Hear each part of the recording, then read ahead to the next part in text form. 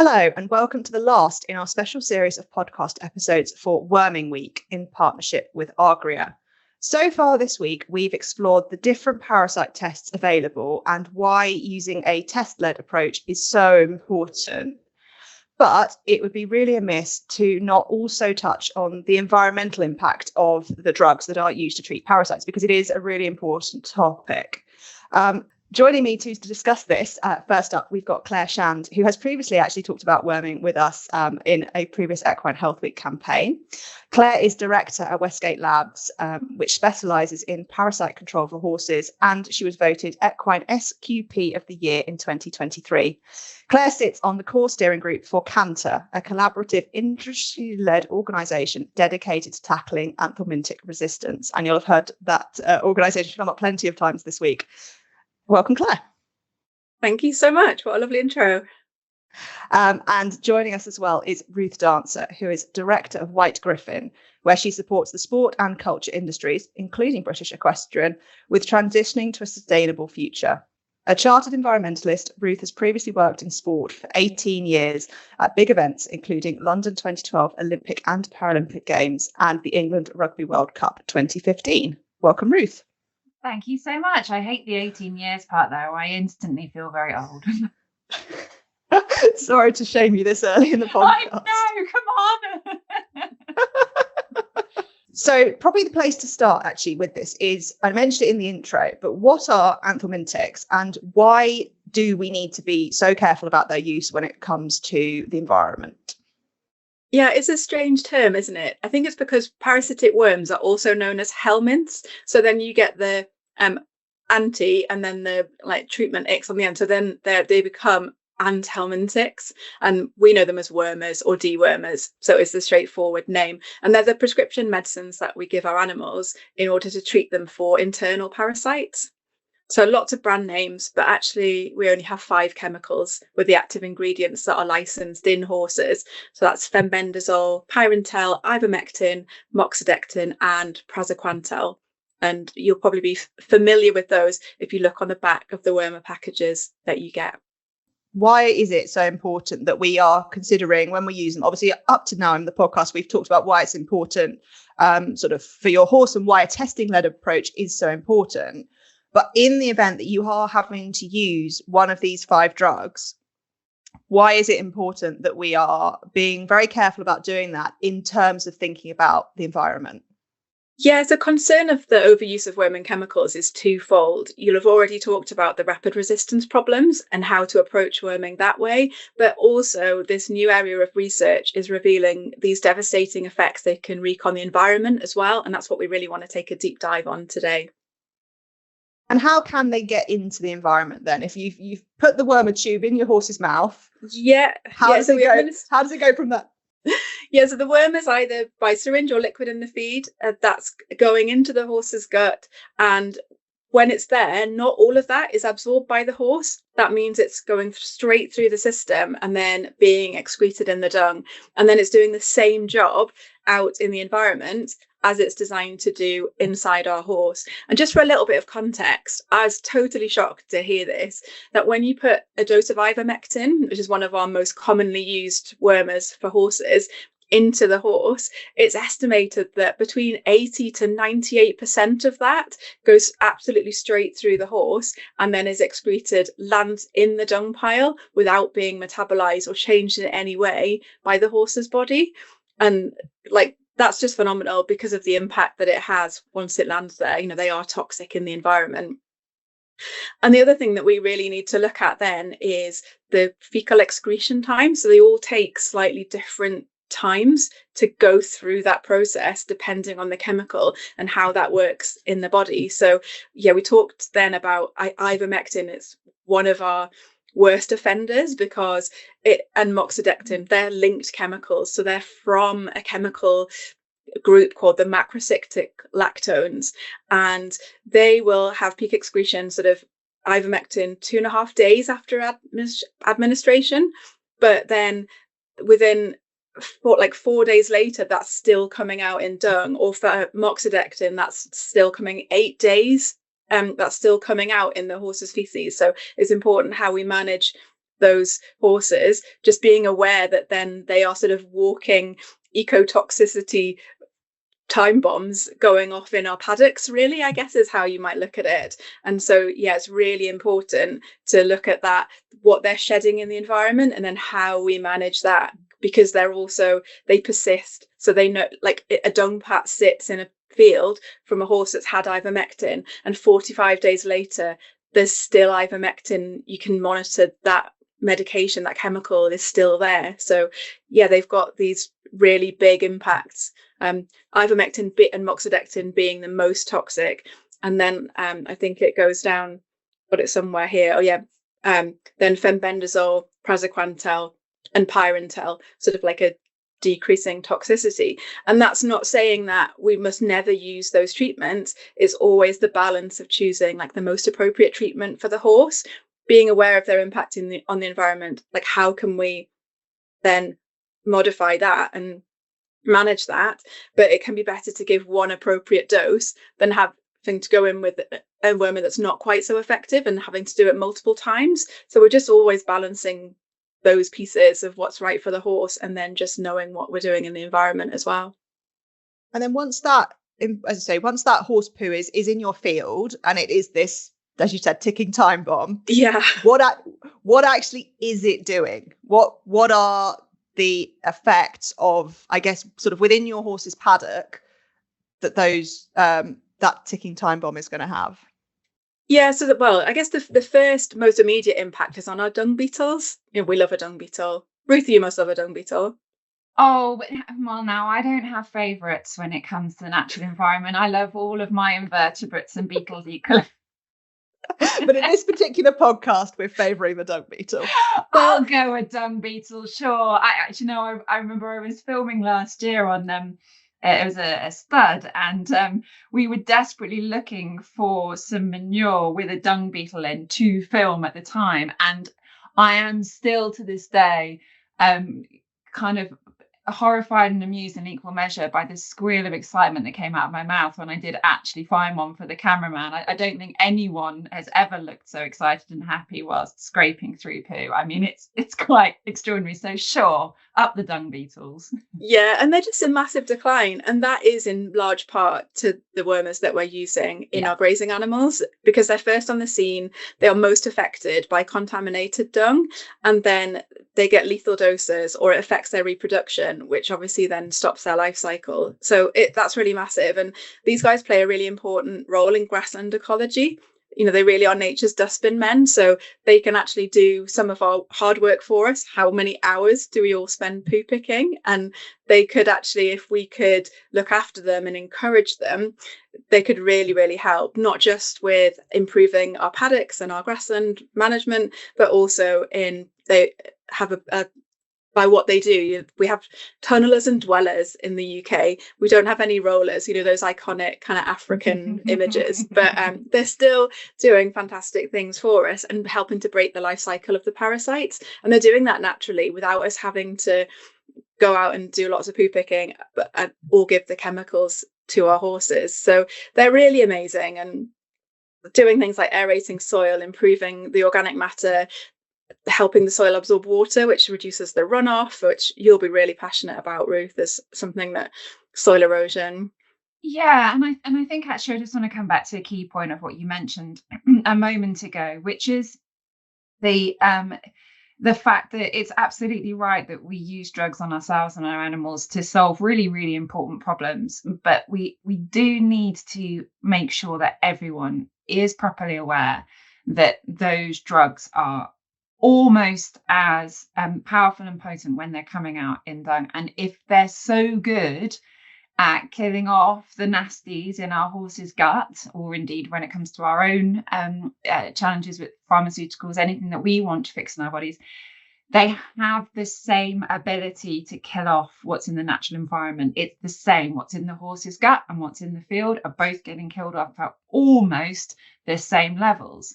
And I think that the worry is to what extent we recognize and value the creatures that are living in those spaces. So either in that immediate sense, exactly as Claire's talking about, in the dung and in the surrounding soil, And then, as Claire was just going on to talk about, with water runoff and the impact that these pharmaceuticals have when they then enter our waterways. And both of those situations are genuinely at crisis point at this point. And it's just really important for people to start to almost visualize, almost cutting out the middleman. Imagine you weren't putting it in the horse at all. Would you spray or treat the wildlife in the land or in the water with something that you know will kill the vital parts of the ecosystem, i.e. that bottom part of the pyramid? As Claire mentioned, it can be dung beetles, but actually any invertebrates, any of those tiny creatures that sit right at the bottom and do all of the hard work and maintain the number one most important thing on earth for us, which is soil. Would you be happy to just throw a load of chemicals or pharmaceuticals in that space, knowing that that's what's going to happen? And I think when we break it down to almost a very simple visual like that, it enables us to be more considered and cautious and careful in the choices and the way that we A, treat our animals, and B, manage the manure during that treatment process. Yeah, it's such a good point. We're all countryside lovers and nature lovers, and yet you only have to turn on a nature program to hear the massive decline. And you're absolutely right about that food chain, and that it goes all the way up if you break it at that bottom point. And it's not just the dung beetles, it's the worms, it's the other invertebrates. But also, I was really interested to learn that it is absorbed by plants as well. Like it can reduce the grass germination by 30%. And then from a forage and a soil erosion perspective, that's really bad in our horse paddocks. It's what our horses eat. And then, mud. We're in January. We're all, I'm sure, as horse owners, keepers, struggling with that one. Yeah, exactly. We're at the point where any bit of grass is good at the moment. So the more we can do to keep the grass in the fields and not just have the horses on a swamp of mudland, which is what certain areas of my fields are looking like at the moment, as I'm sure many people can sympathise. Absolutely the better.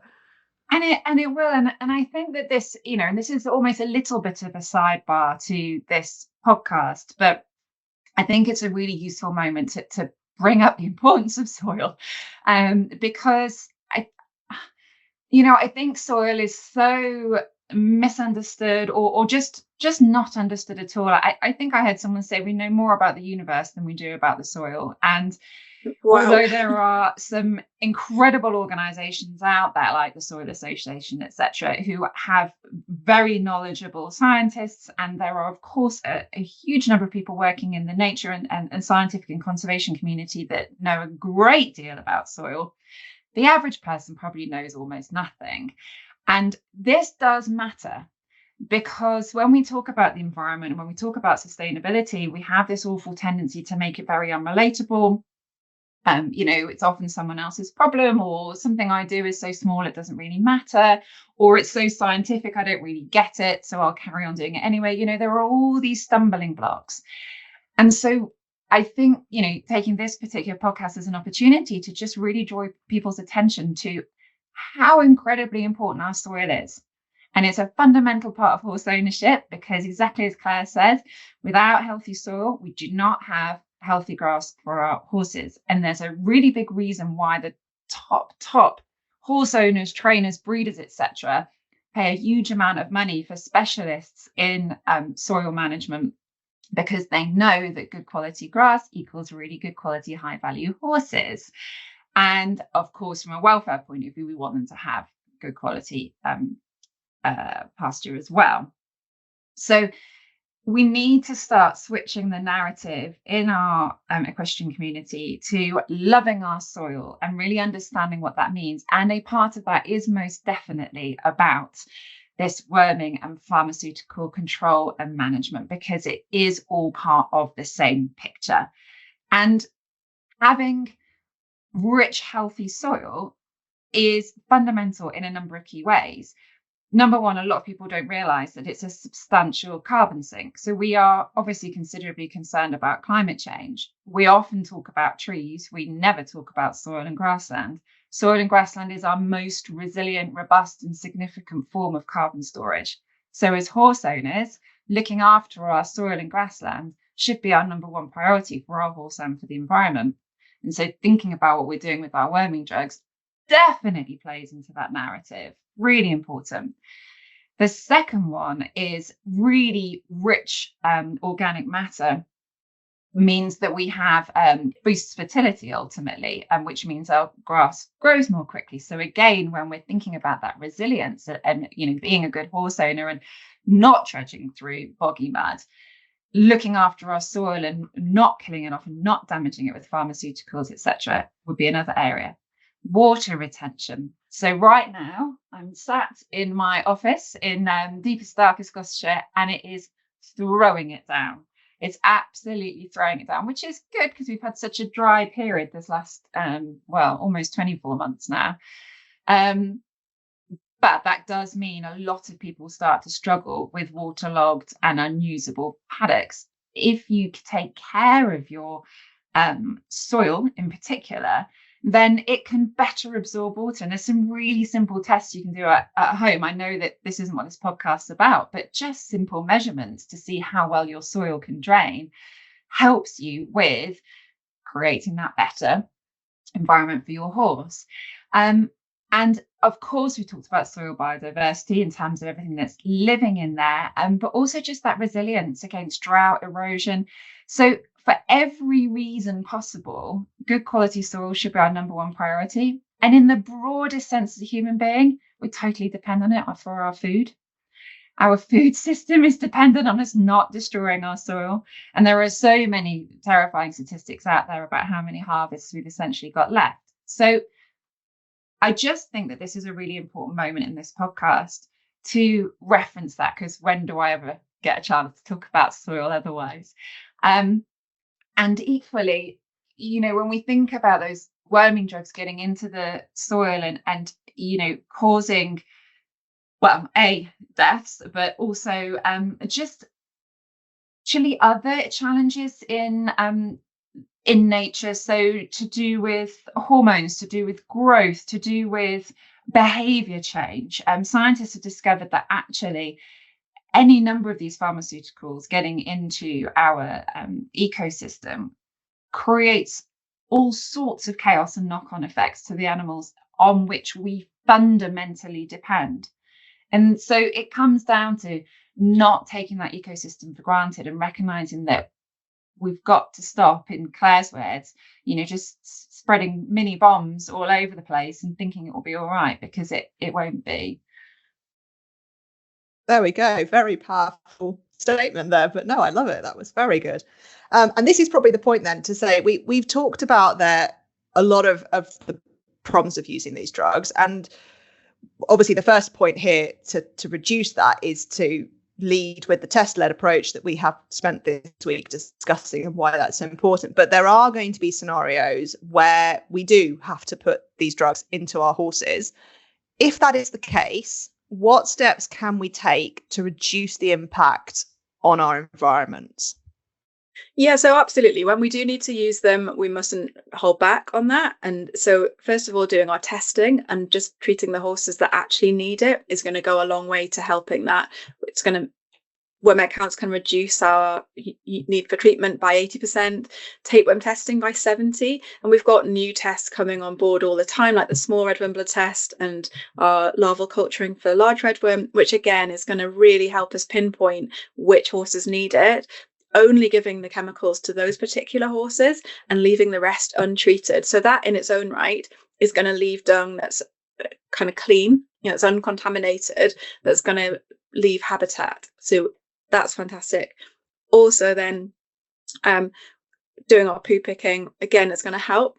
And if we can do our poo picking in a way that supports dung beetle populations, so perhaps changing our mindset to leave the freshest, they love the first 24, 48 hours of dung piles, and we can clean them after that, which will be before any worm eggs hatch, and therefore we'll be able to still prevent those hatching larvae of the worms from getting onto our pasture and infecting it. But if we leave some habitat, we can start to try and build those populations back. And we have research that shows that a dung beetle will fly in 10 miles to the right dung and they just are so tuned into that.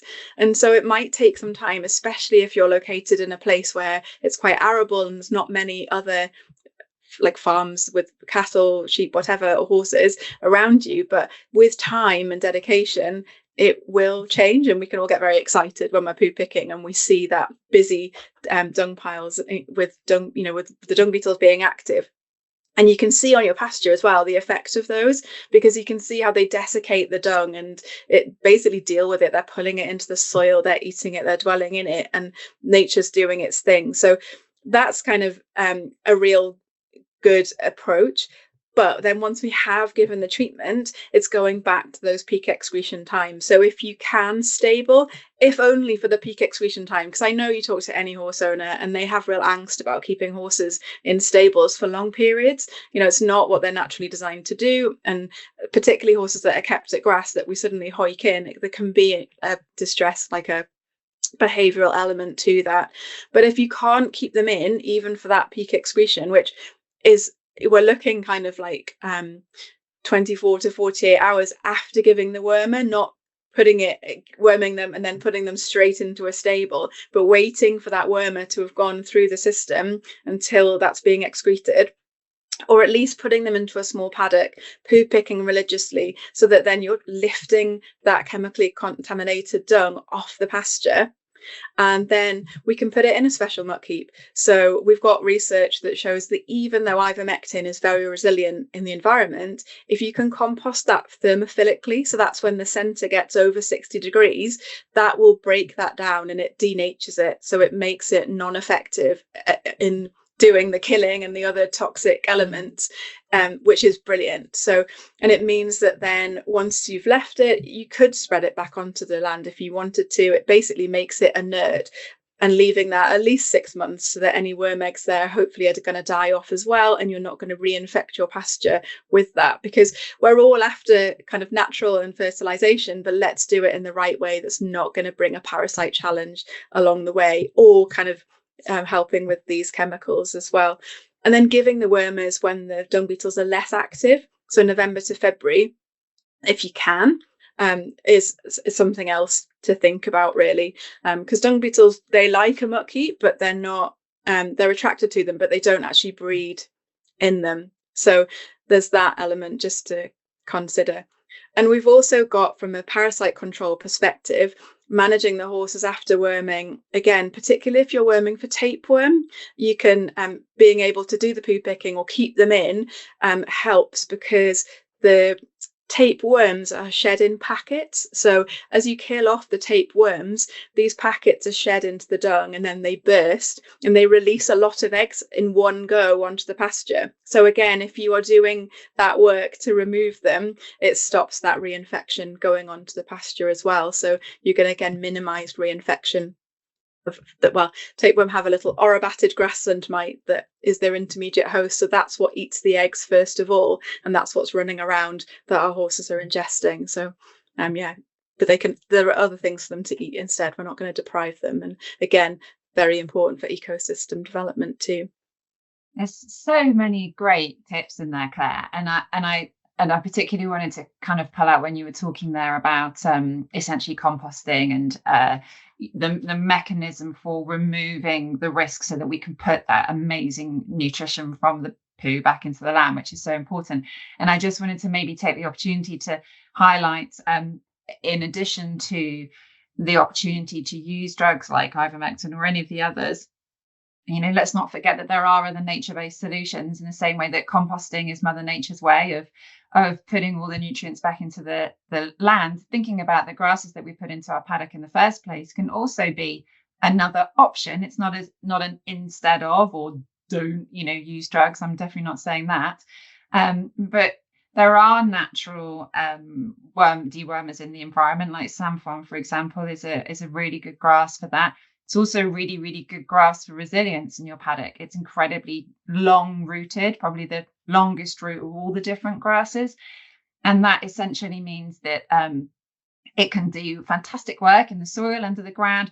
And it's really good at storing, again, that carbon that we talked about in terms of different options for combating climate change. So I think it's worth remembering that there are lots of different solutions out there, and it's always good to look to Mother Nature and how she wants us to look after the soil, because she's done a pretty good job for millions of years of creating a healthy ecosystem. So it's always good to check her directory as well. It's brilliant. Before we came in and meddled. Well, I'm not saying that, but yes, it's always good to remind ourselves what might a nature-based solution look like. And as I say, that's not to, it's definitely not to say don't use drugs. We all reach for aspirins and things. I'm not saying that that's we mustn't do that.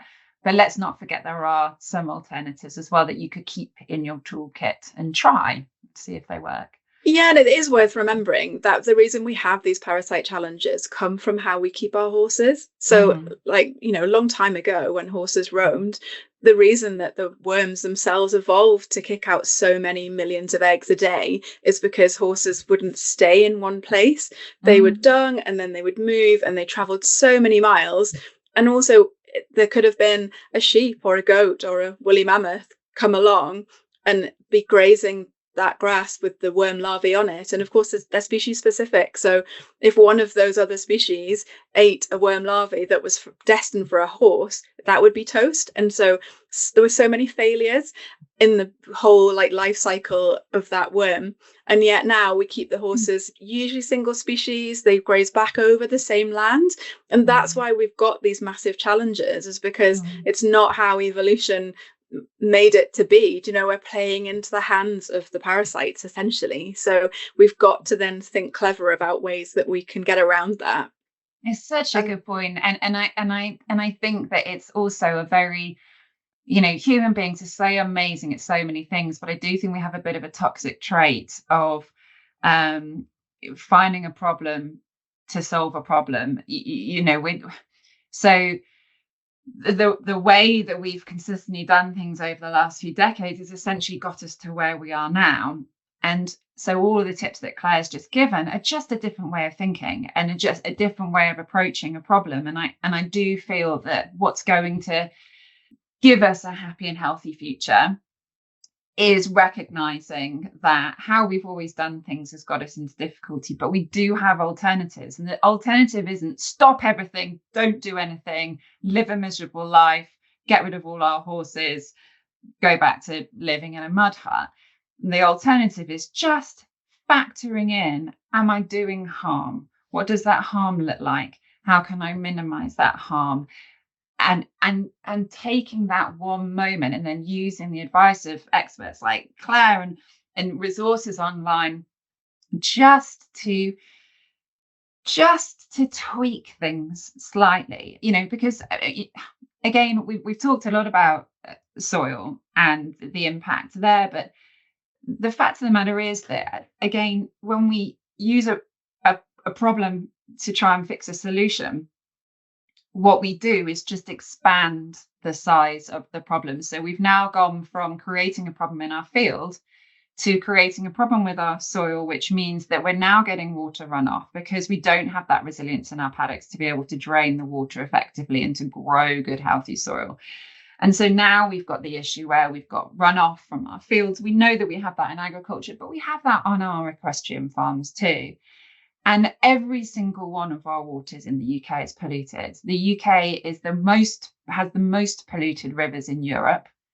And over 40% of that is pharmaceuticals. Now, I'm clearly not saying that 40% of that is from worming drugs from horse owners. Of course I'm not. There are lots and lots and lots of factors, but we're part of it. And we want to be part of the solution, not part of the problem. So when we think about the health of our waterways and how incredibly concerned we've become in the last, 18 months or so about the pollution that gets poured into it by, water authorities, and that's made an awful lot of headlines. We've got an awful lot of plastic pollution. We need to remember that the kind of invisible silent problem is the pharmaceuticals, and it's the pharmaceuticals that are fundamentally changing the nature of the animals or water life that's living in our rivers and our waterways. So we're spreading out our problem that originated in paddock like the one over my shoulder. with an absolutely stunning rainbow. I realize this is a podcast, but there's an incredible rainbow that's just appeared over my shoulder. How beautiful. And, so we're no longer confining our problem to our paddock. As Claire says, we've tried to fix a problem with another problem. Now that problem is now trickling out into our waterways. And all of a sudden we've got issues with our land animals and issues in our waterways too. So we need to just stop all of that, do all of the things that Claire has suggested, and maybe also considering what I've suggested around nature-based solutions as well. And then we can start to build nature back. So that's really stark, Ruth. I hadn't realised the stats around pharmaceuticals and in actual our waterways. And maybe it's a good time to start to talk about positioning of muck heaps, because it's rainwater runoff that leaches through that can contribute to that as well, isn't it? It is, and it's why we've got such strict legislation in this country around, where and how we maintain our muck heaps. And there is very little legislation in some ways around maintaining a horse. I don't know if some horse owners may disagree with me there, but realistically speaking, I can go out and own a horse tomorrow, and I don't have to have any qualifications to do so. But the impact, certainly for a long time, we've known that we have to be really careful in this particular area. And there's very clear legislation, both in terms of for individual horse owners and businesses, and even on events for temporary stables, not locating it close to a watercourse. And this is why it's a genuine, real problem. And to take it that next step further, yes, I'm concerned about, of course, the health of those rivers and that water and what's going on with those animals and plants and what that means in that broader sense. But, we have to remember that ultimately it's a water cycle, and it's a cycle for a reason. And that water ends up coming back into us as human beings. And there is a much bigger conversation around toxins in our environment in a general sense, and the absolute profusion and the way in which that gets back into our food system and our water supply, and how that impacts our own personal health. We quite rightly talk all the time about horse welfare, as we should. But this is an area, again, where what we're doing to help the horse, it's all connected. And ultimately, the fact that we have these highly polluted, hugely toxic rivers, let's face it, I went to Iceland some time ago and I was kneeling down, or, I was on my belly drinking straight out of one of the streams. Would you do that in the UK? No. For the listeners at home, both ladies are shaking their head. And it's sad because we have a beautiful country with beautiful wildlife and stunning scenery. And why shouldn't we have crystal clear waters? Why have we accepted the state of our soil and the state of our waterways? Why have we said that that's okay? It's not okay. It would be wonderful to be able to just paddle around and enjoy the water without thinking about all the nasties that are in it. And we absolutely can if we change our behaviours.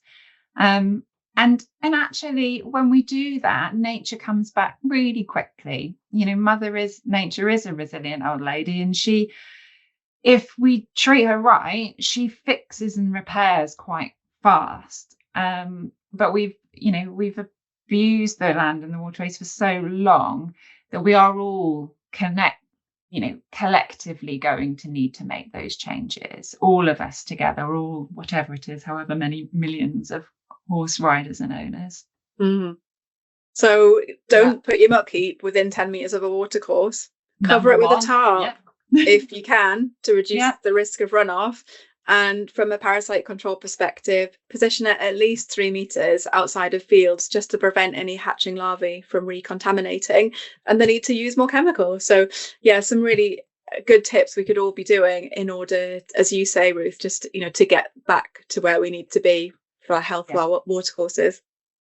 Yeah, and I think that's something that has been quite evident in this podcast, is we're talking about very small changes in our very local environment that has a much wider impact onto our whole ecosystem. It's, you think about it as a very, your little problem at your little yard, but by each of us doing our own bit, and the steps we've talked about are all very simple and don't take a lot of time and effort to put in place.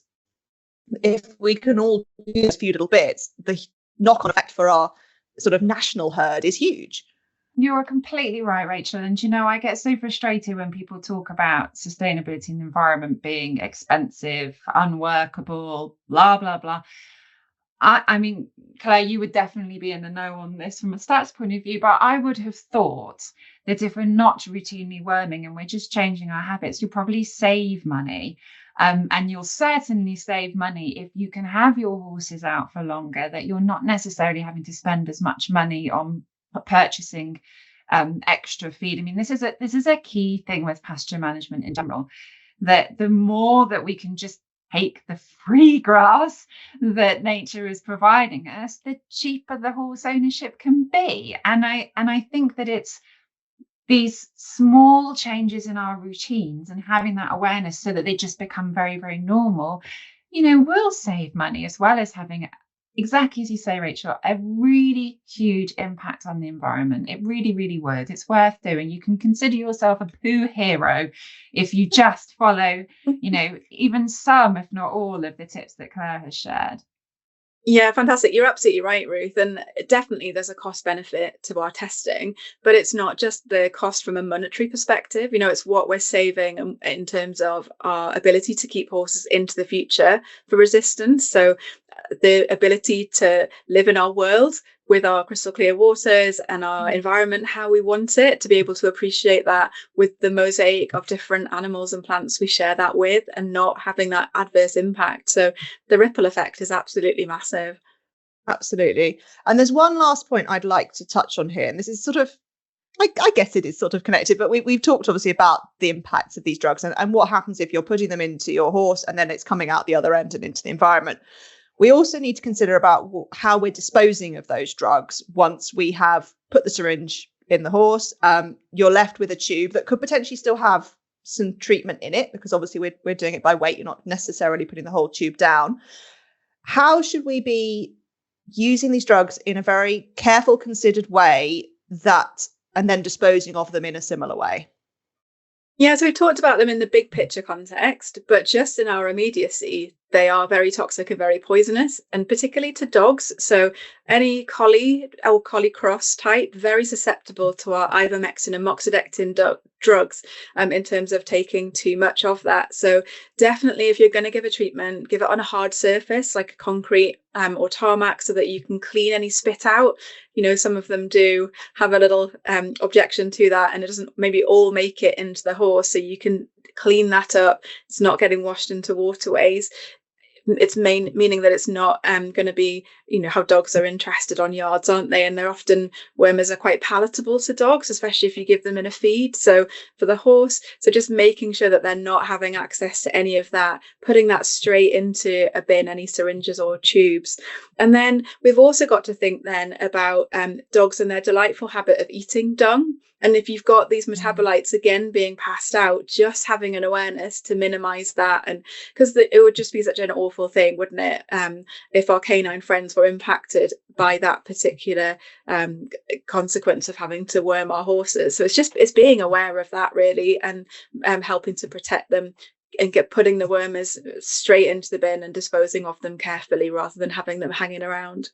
And just thinking about what Claire's saying there, it just brings us full circle back to what we talked about at the beginning. Claire's using some really strong words there in terms of how powerful these drugs are, and we don't want them near our dogs.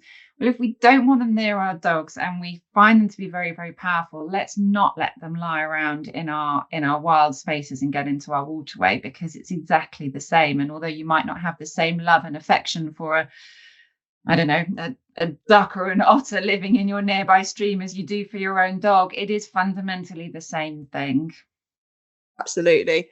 And I think as well as that communication element as well. So if you are on the yard and you are treating your horse and you know that there are dogs roaming around, people bringing their dogs to the yard, making sure that everyone else is aware that you've used the drugs, the horse has been wormed, so that those owners then need to be very careful if they're bringing their dogs onto the yard, that poo could be containing these chemicals, and that, as you say, that spots and things on the floor are carefully cleaned up and not licking and generally making a nuisance of themselves, because we love our horses, we love our canine friends as well. So I think we've talked about a lot today, and a lot of very powerful stuff we've sort of discussed there, which is good. And I found it really, really interesting. As we come to the end, are there any points that either of you would like to raise, maybe that we've missed, or you feel just needs to sort of be hammered home as that final takeaway message for our listeners? This is your moment in the spotlight. I think mine would just be about this strategic thinking. So if we can just do this carefully, I think the small steps will pay these huge dividends in our time, our horse's health, the environment in the long run. And it's just an investment worth making would be my take home message. Yeah, and I think for me it's about really thinking about what we're doing. Sometimes we're so disconnected. You get something in a tube, you stick it in your horse, you know it's the right thing for the horse, it's done, end of. Really thinking about what's actually in this. What does it mean to be a toxin? What does it mean to actually put toxins into our environment? And the fact that we really do need to care about that we need to make this make sense.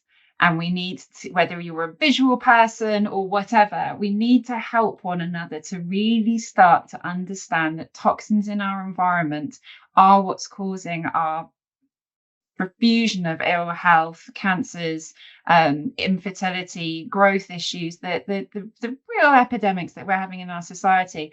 And it comes down to the profusion of toxins that we have in our day-to-day life. And so I just think so much wonderful work has been done, particularly through the veterinary community, of educating everyone on not just liberally using these things. And I think it's about bringing that point home to the finish line of this really matters, because we want to be healthy as human beings, and we can't be healthy if we keep polluting the planet the way we are.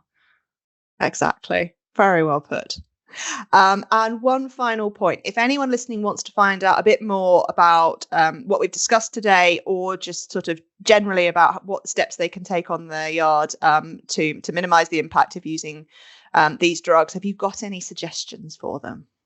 Yeah, absolutely. The CANTER guidelines, which you'll have talked a lot about, I think, in the previous podcast, there's a whole chapter dedicated to minimizing the impact in the environment of anthelmintics. And we've got lots of resources on our website as well to help horse owners. So it's there if you look for it. And if anyone needs any particular guidance or whatever, just get in touch, please. I think my guidance would literally be to say we're really, really lucky in our industry to have Claire and her team and the organisation. I have no commercial affiliations to Claire whatsoever, but I'm so impressed by the depth of knowledge and care, and we're really lucky to have that as a resource. So I would say, if you don't know, they walk the walk in terms of everything from not just the actual worming options, but thinking about plastics in their tubs and all those kind of things. So use the resources that we have available. The information's there. I would say go and check out their resources. Oh, thanks, Ruth. Yeah, it's a big one of our values, and as you say, we walk the talk the walk. Don't know which way round that one goes. Do all the good stuff. Yeah. Yeah. Brilliant. Well, thank you very much, both of you. It's been a really interesting chat, and I hope you've enjoyed sharing your wisdom with us. If anyone listening at home, I would recommend that you check out the other two podcasts we've put out this week. You will find them wherever it is that you found this one, wherever it is that you get your podcasts. And we've also been sharing some resources on our social media as well. So do check those out. And yeah. Thank you very much to everyone who's engaged with Worming Week. Thank you very much to Claire and to Ruth. I hope you have enjoyed spending this time with us today. Always. Thank you. Yeah, thanks everyone. And of course, the one parting piece of advice that we have had throughout this week is to make sure that you're in communication with your vet or your prescriber, whoever it is, and making sure that you are using that guidance to make sure that you come up with a testing plan, and if needed, a treatment plan that suits your individual horse and your individual set of circumstances. So on that note, I will sign off now. So thank you very much for listening, everyone, and we hope you'll join us again soon.